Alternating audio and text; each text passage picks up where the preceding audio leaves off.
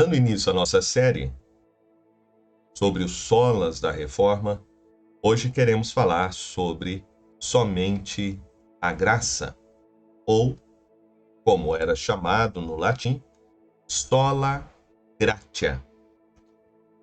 O homem inicia e participa de seu perdão e salvação, ou é Deus quem inicia e completa a salvação de pecadores, de modo que toda a obra seja atribuída somente à graça soberana? Foi em resposta ao livro de Erasmus, chamado A Escravidão da Vontade, escrito por Lutero, que ele se coloca de maneira absoluta ao lado da graça soberana.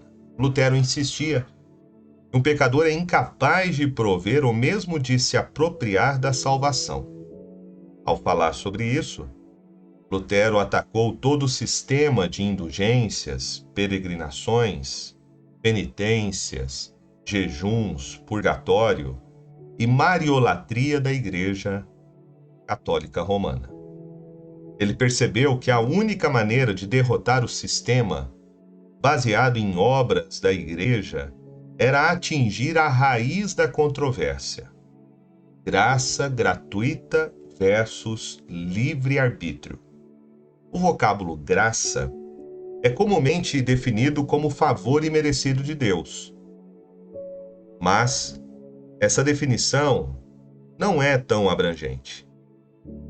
William Newman, um batista calvinista do século XIX, definiu graça deste modo: graça é o favor espontâneo de Deus, outorgado ao indigno.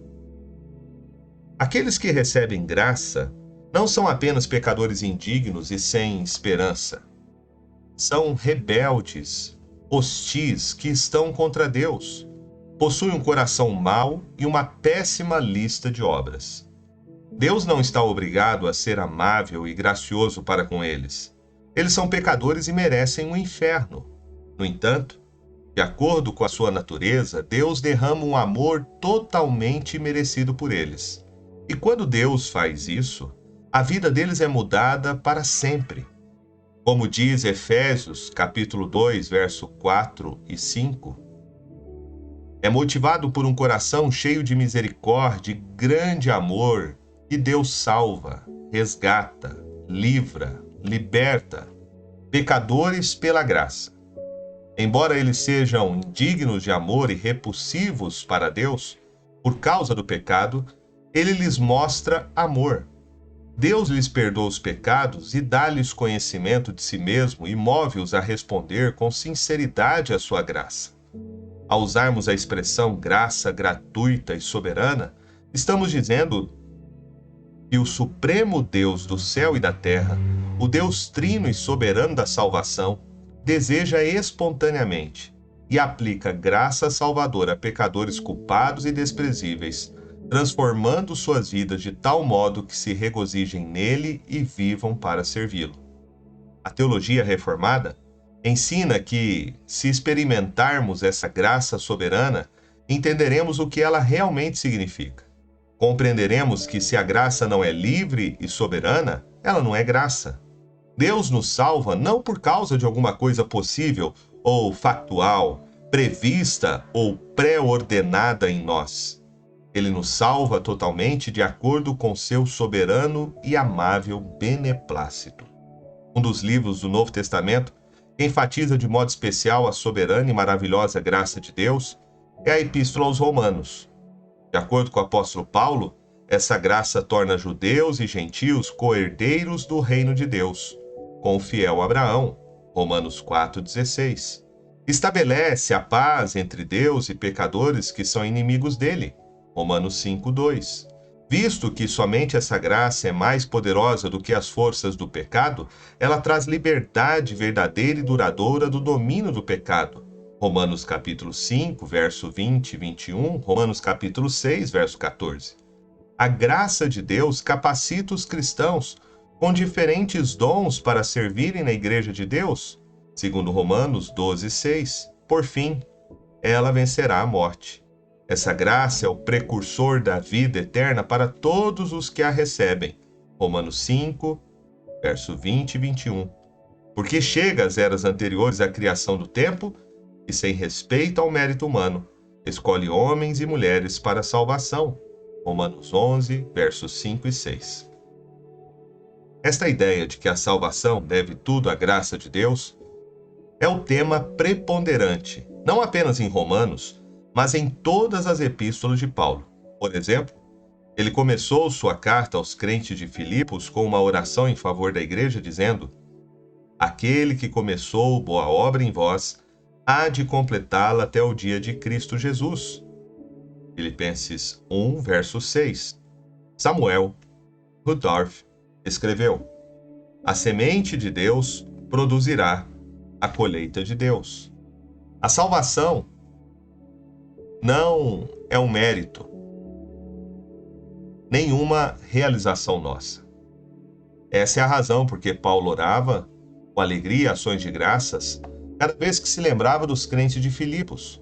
Se o homem houvesse começado a obra da salvação, estivesse continuando e tivesse de completá-la, o louvor de Paulo seria silenciado. Contudo, visto que a salvação resulta da obra divina e persiste dia a dia, apesar das lutas e da demora do homem, uma obra que certamente será aperfeiçoada no grande dia, tudo isso visa ao louvor e à glória do Deus Trino. Essa é a razão por que Paulo agradecia a Deus por todas as doutrinas da graça e se alegrava quando pensava no fato de que os crentes haviam sido atraídos a Cristo. Ao apegar-nos à graça de Deus, podemos, como Paulo, ser crentes jubilosos que confessam vitoriosamente: se Deus é por nós, quem será contra nós? Romanos 8, 31. Então esta graça nos chama, nos regenera, nos justifica, nos santifica e nos preserva. Precisamos de graça para nos perdoar, nos converter a Deus, curar nosso coração corrompido e nos fortalecer em tempos de tribulação e conflito espiritual. Somente por meio da graça gratuita e soberana de Deus podemos ter um relacionamento salvífico com Ele. Somente por meio da graça podemos ser chamados à conversão, à santidade, a servir a Deus ou a sofrer. A graça soberana destrói o nosso orgulho. Ela nos envergonha e nos humilha. Queremos ser os sujeitos e não os objetos da salvação. Quer ser ativos e não passivos no processo, resistimos à verdade de que somente Deus é o autor e consumador da fé. Por natureza, nos rebelamos contra a graça soberana, mas Deus sabe como destruir a nossa rebelião e nos tornar amigos dessa grande doutrina. Quando Deus ensina aos pecadores que o seu íntimo é corrompido, a graça soberana se torna a mais estimulante de todas as doutrinas. Desde a eleição à glorificação, a graça reina em esplêndido isolamento. João capítulo 1, verso 16 nos diz que recebemos graça sobre graça. Isso significa literalmente graça diante de graça ou graça sobreposta à graça. A graça segue a graça em nossa vida, como as ondas seguem umas às outras até a praia. A graça é o princípio divino pelo qual Deus nos salva. É a provisão divina na pessoa e obra de Jesus Cristo. É a prerrogativa divina manifestando-se na eleição, na chamada, na regeneração.